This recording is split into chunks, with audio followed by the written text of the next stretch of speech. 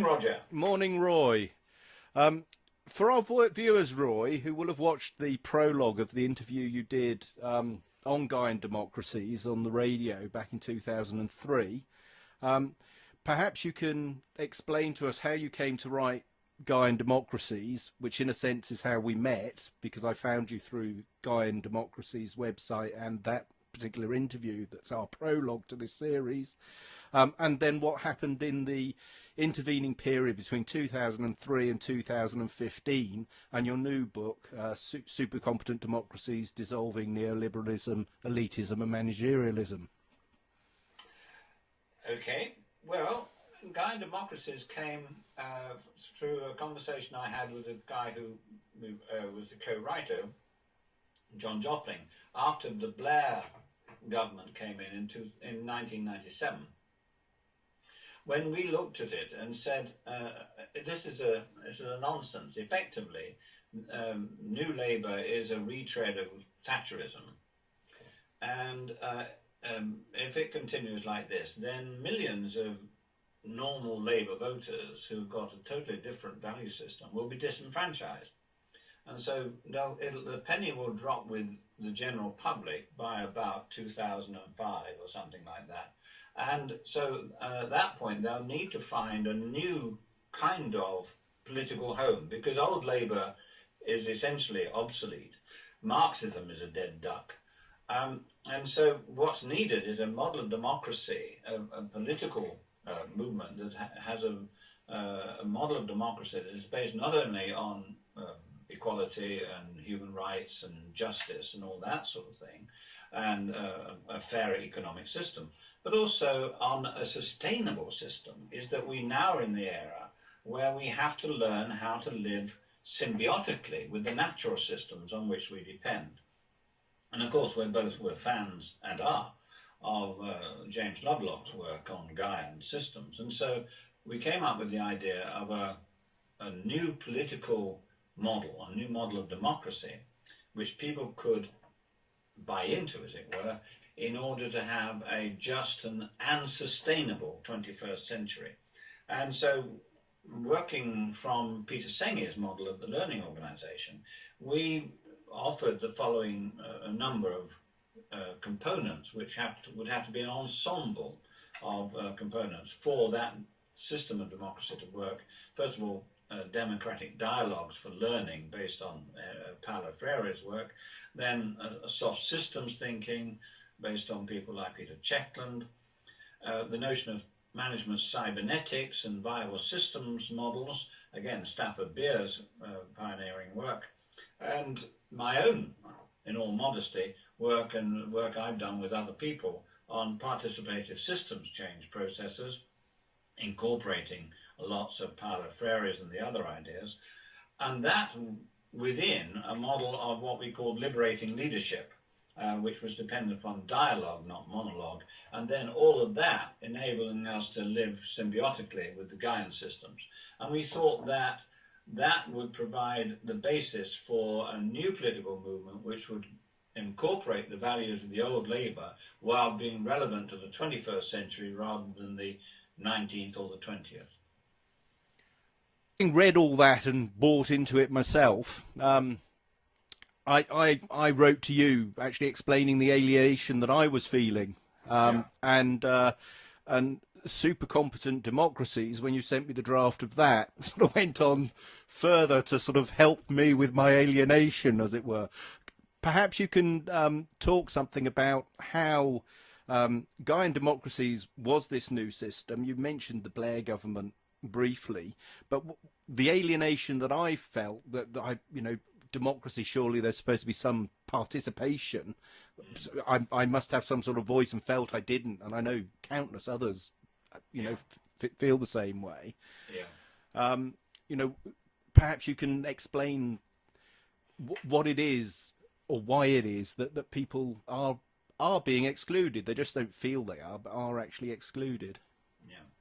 Well, I think that what I said about the whole Blairite project, disenfranchising millions of people who had been somewhat committed to the old Labour project, as it were, of justice and sustainability, and thought they had something to say. But in fact, the Blairite movement, and of course Clinton in the States, and the people who are Democrats or Social Democrats have been excluded as a conscious project of what I now understand, and it's taken me another 6 or 7 years before I got even to get a handle on this, of the neoliberal project, which has been running beneath the formal, visible political project for the last 40 or 50 years.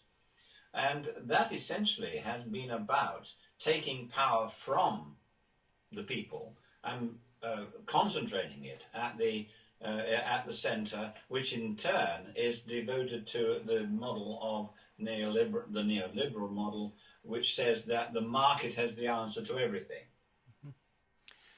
The invisible hand of the market will solve all our problems if only we get government out of the way, if only we reduce the power of government, if only we let the experts in the economic field run everything for us and allow corporations to fulfill their mission of making profits for the good of everybody. And out of that came also the whole globalization movement. So it's increasingly decisions were taken out of the local sphere, out of the contact with the ordinary people, and taken, hoovered up into, if you like, stolen, if you like, by this new elites, the neoliberal elites. Okay. So as well as financial deficits, they've left us with this democratic deficit. Yeah. So the book, Supercompetent Democracies, Dissolving Neoliberalism, Managerialism and Elitism, has an introductory chapter which is Meet the Combatants. Now, you've mentioned neoliberalism, and the book is Supercompetent Democracies. Perhaps you can introduce us a little more to the two combatants, neoliberalism and then supercompetent democracies. Okay. Well, in a way, it was an insight that came to me when I was in Latin America. I lived in Latin America from the end of 2006, because that seemed to me to be the place where the most interesting developments in democracy were taking place, with, first of all, people like the new presidents, the so-called pink wave, with new leftist presidents of Bolivia and Venezuela and Ecuador and Brazil itself, of course, and Argentina. And so there was this sense that Latin America was moving in a different direction and taking a distinct stand against the global movement, globalization movement. And there was an intense political activity in Latin America, and also innovations like the participated budget systems, which were all over Brazil when I first went there in the early 2000s.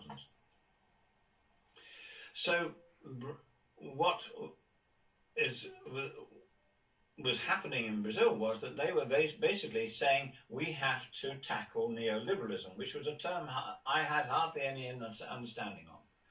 But throughout Latin America, there was this understanding that the real enemy was neoliberalism.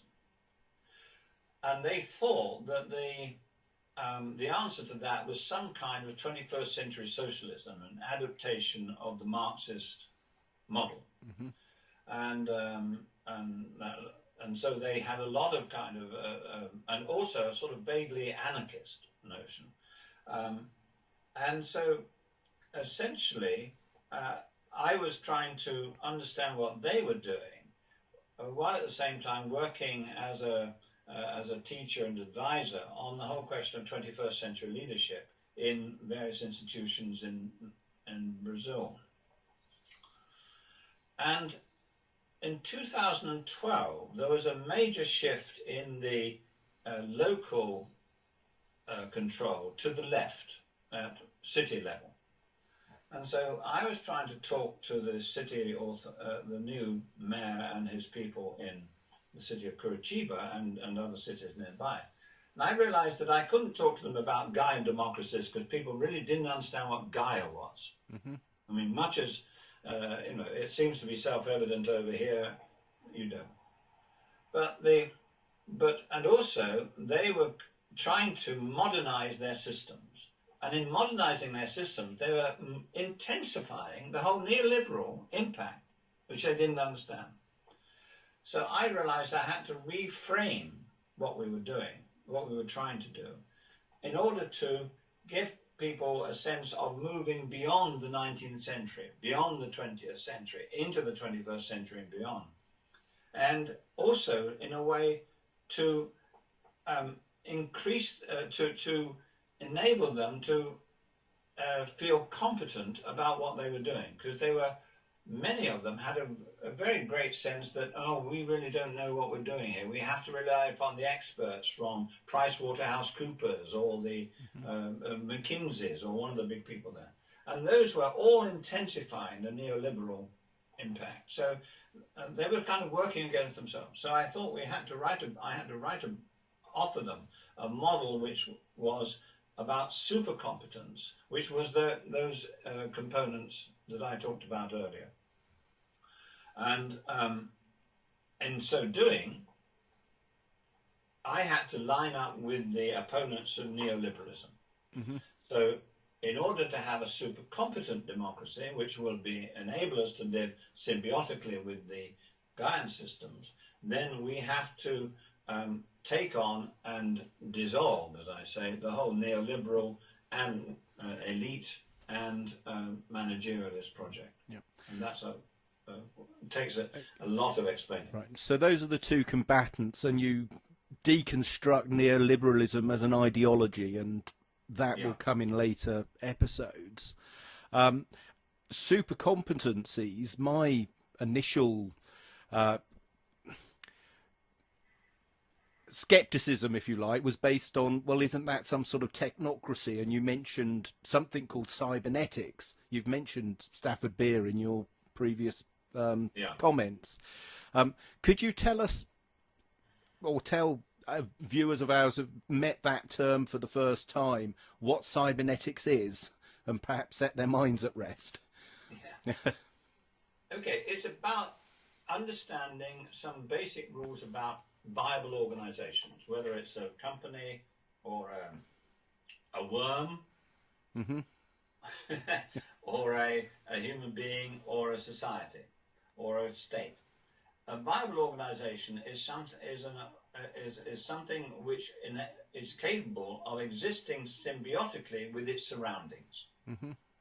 It's so that it can manage the interface with its surroundings in a way that is not centrally controlled, but operates at the periphery. So that if you're a company, then the people on the front line, as it were, are dealing with the daily relationships with your environment, whether it's in sales or manufacturing, or whatever, in a more or less self-organizing way, according to some basic rules which have been agreed which underline or define the viability of the organization. So that it has a biological base. That's important to understand. Mm-hmm. Is that it's from our understanding of how biological systems work. Mm-hmm. They're essentially self-organizing. If you feel hungry, if you're hungry, if you haven't eaten for 12 hours, then your stomach connects with your brain and says, "Hey, come on, let's eat something. We're getting hungry here." It's not some sort of central controller that's doing this. And so it's this immensely complex. It's understanding that in order to deal with the complexity of your environment, you need to have a complex system itself responding to understanding and feeding back from the environment. Mm-hmm. Does that make sense to you?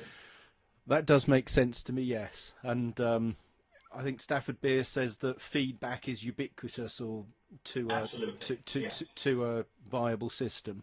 And I'll add one other thing, and that is that in cybernetics, it's important to understand that there are hierarchies of systems within a complex system, within a viable system. And Stafford talks about the 5 levels in this the viable system. And famously, he was talking about this to Salvador Allende when he was president, and they did this enormous project in Chile, which applied Stafford's cybernetics idea to the Chilean economy when it's under huge pressure. And he was explaining this, level 1, level 2, level 3, level 4, level 5, level 4, and he was about to say, and at level 5 you have the kind of the core value system and the whole central DNA of the project of the system. And he was about to say, and here's where you are, Mr. President. And Allende forestalled him and said, at last, the people. Yeah. So it is inherently democratic, and it's the people's voice is heard back and fed back into. That's right. And the people encompass all of these levels. Yes. But especially it is, and so the notion of liberating leadership is tremendously important. It's not about elites. Not about an elite. It's about a form of leadership which mobilizes and energizes and liberates the energy and creativity of the people themselves. And that also fits it beautifully with the whole cybernetic model. Yeah. So cybernetics has a scary name, but a lovely nature. Well, it's yes. I mean, it's a very, very rich scientific field,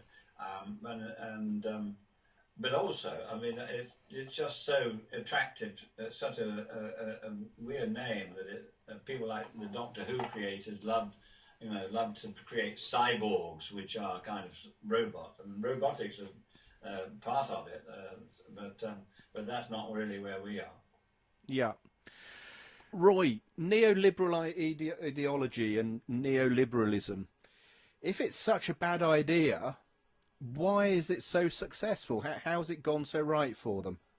Well, it's been around for a long time, and it originated with the elites. At the end of the 18th century, you've heard of Adam Smith, of course. Everyone's heard of Adam Smith and the Wealth of Nations. But he was a student of a group of economists and thinkers called the physiocrats in Paris. And they became, as it were, the economic tutors to all the elites of Europe and to the United States. One of their members was a guy called Dupont, and he went to the States and became tutor to the new government in the States. And, of course, started this amazing chemical business, which is still with us today. But essentially, it was about the importance of property. And so out of this came Wealth of Nations and the notion of the market. But it all fitted beautifully the needs of the elites. Because essentially it said that if you interfere with the market, if you interfere with the natural working of business, it makes matters worse rather than better. And all of this was the justification for putting 5-year-old children down the coal mines for 12 hours a day or whatever it happened to be, for working them in mills and deafening them and ruining their health for, again, 12 hours a day at the age of 6 and that sort of thing. All that was for the good. And the more profit that people made, the better it was. And that's still, essentially, you recognize that today, child labor and so on, wherever it happens to be, is a good thing. That's globalization at work. So that's basically what we're doing, what neoliberalism is that whole movement from the end of the 18th century onwards through the 19th century. And it got derailed somewhat at with the Great Depression and the collapse of Wall Street at the end of the 1920s and the 30s, when you got the New Deal program happening under Franklin Roosevelt in the United States. And so you then got the beginnings of a sort of general idea that we could have welfare states. You could, and this was Keynes, that in fact you didn't have to have a sort of a strictly balanced budget. You could live on debt because governments can create debt, and so you could use public money to generate jobs through public works. You could pay pensions. You could have health services and so on. Pre-public education. And so these ideas began to come together into a kind of coherent narrative and policy called social democracy, which spread throughout the world at the end of the Second World War. And but there were still classical economists who thought all this was terribly wrong, and basically were still thinking in the way that the physiocrats and Adam Smith were thinking at the end of the 18th century. But although Adam Smith was a moralist as well, so he always said that you put two businessmen in a room together and they will form a conspiracy against the customer. So from 1945 onwards until the middle 70s, you had this 30 years or so of social democracy. Meantime, Friedrich von Hayek and his friends were doing their level best to prepare to infiltrate the political systems with their ideas, not with their people. They didn't stand for government. They created kind of circles of friendship between the intellectuals, the neoclassical intellectuals, neoliberal intellectuals, and right-wing politicians who thought more or less the same as the people at the end of the 18th century. Margaret Thatcher, all wanting to turn the clock back to where you had, you had responsible society, and you weren't feather bedding people, and you didn't have the state interfering in everything. And businessmen know best how to run business. And so, and the social democracy project sort of peaked at the end of the 1960s, with especially in the United States, with the model cities projects and the civil rights projects and so on and so forth. At which point, a whole new factor entered it, and that was that the American Chamber of Commerce decided that they had to put a stop to this quote-unquote socialism. And so they started mobilizing the intellectuals, the whole of the American capitalist system, as it were, to fund the intellectuals who would guide the politicians to recreate a true market economy. And at the same time, social democracy was in some kind of crisis because the economic certainties of the 40s, 50s, and 60s faded away when you got high unemployment and low growth and all that sort of thing. Remember that the purpose of the whole thing was greater economic growth. We provide prosperity through economic growth. That was the way to create a fairer society. And the moment that you started to fail to create growth, then you were a failed government. You were incompetent. And moreover, by the time we got into the 1970s, the neoliberals had got this kind of network of politics, media, academia, and money, which produced the Thatcherite project, which produced the Reaganite project, and was constantly feeding policies and ideas to them. So they had, for example, when Reagan became president, the first thing he said was the state is not the answer, it is the solution to the problem, it is the problem. And the Heritage Foundation gave him immediately 1,000 policy ideas based on neoliberal ideas. During the 1970s, 80s, thousands of neoliberal think tanks to produce ideas for neoliberal policies were set up and funded. Currently, until recently, neoliberal think tanks in the United States and the UK were the recipients of $500 million a year in funding from business.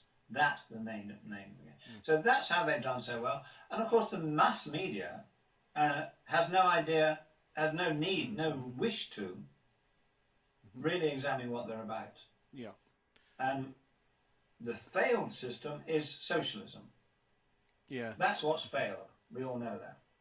And it certainly didn't do terribly well in the 1970s and 80s. So the neoliberal project is what you describe as the neoliberal thought collective, which we move on to in the next chapter. This chapter, you concentrate on the two combatants, which is neoliberalism and super competent democracies. And the one question about TTIP, is that a neoliberal project? Of course it is. It hands power from the people via the state to corporate interests. I mean, it's essentially that. And if you have a dispute with a corporation, then under the TTIP, then it will be resolved by a committee consisting of appointed by corporations. If a state is in dispute, if a corporation says that your regulations on smoking or on the environment or whatever reduce our profits, then we have a case against you. Right. And we can sue your state. So another skeptical view about, well, neoliberalism and the ideology or whatever is, well, don't we still have a democracy? We still have a choice of Obama or Bush or, Hillary Clinton or Bernie Sanders or Hillary Clinton or or Donald Trump, Another Bush, another Bush, another or Shrub, another Clinton. But isn't that a choice? Haven't we got a democracy? Well, yeah. Question, really, yeah. I mean, they are semi-clones of each other, and the photographs of the three leading leaders of the three UK parties at the last election, they are semi-clones. Yeah. All educated in the same universities, all having the same sort of degrees, having the same sort of education, and singing all basically off the same hymn sheet, with minor variations, and it's a kind of a sparring match, not a real fight. Okay.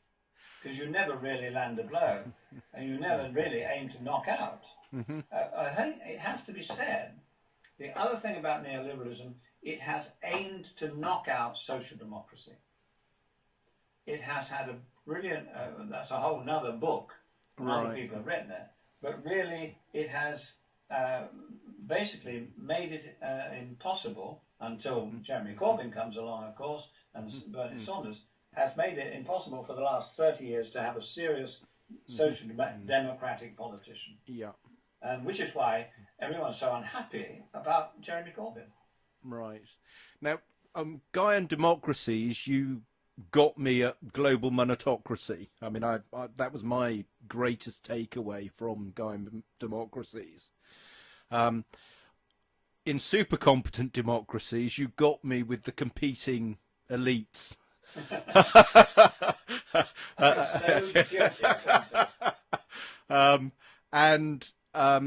This idea of the competing elites, which we see with the homogeneity or whatever of the different political parties. What about Podemos? What about Sergio? What about Jeremy Corbyn? Or 21st century socialism in Latin America? What can they do against neoliberalism? Why do they need super competent democracies? What are you offering them as a solution that's different to what they appear to be, groping towards? Yeah, we share a whole raft of values. I mean, I think if you look at social democratic values about equality and justice, fairness, education for everybody, all the rest of it, those are givens, I think. Where the difference is that they are still all the good guys. Let's talk about the good guys, whether it's Latin America or Bernie Sanders or whatever. Good guys still think in terms of them producing policy which has to be sold to the elite, to the electorate. And they have all sorts of technocrats to do that for them. Well, we now know, and we've known for a few decades, that in fact policies produced that way don't work. They're too narrowly framed. They come from a too narrow mindset, a group of like-minded people thinking in like-minded ways. And we now know that if you've got a complex issue, I'll go back just one second. If you've got a complicated matter, like building an aeroplane or a bridge or putting a man on the moon or having a heart transplant, then yes, you need the experts. No question about it. Building a railway truck, fine. But if you want to decide on a transport policy or a health policy or whatever, technocrats are almost useless to you. That is a job for, quote unquote, the people, where you have it's such a complex issue. It's the difference between complicated, which can have a solution to it. Yes, there's the aeroplane, there's the man on the moon, there's your new heart. Complex issues are, how do I live a more healthy life? Is this what you call wicked problems? These are wicked problems. Yeah. And they cannot be, quote unquote, solved. You can never put a tick and say that's done. We've done environment change, global warming. We've done a good educational system. Because the moment you get there, you're learning new things. So it's a process. So dealing with complexity is a process of collective learning and collective understanding and collective change. And so it can only be done by the kind of ensemble of super competences that I talk about. Management cybernetics, participative systems change, soft systems thinking, democratic dialogues, and liberating leadership. And this is the key for people like Corbyn and so on, is that liberating leadership is about liberating the the potential of the people to deal with the complexity of the problems out there. So, and that fits very well with the value systems of social democracy, but it doesn't fit very well with the notion that we'll put together a think tank of our own to produce these policies. And so it's a question of making that transition. And then the change that comes from that is remarkable. And because this is not theoretical.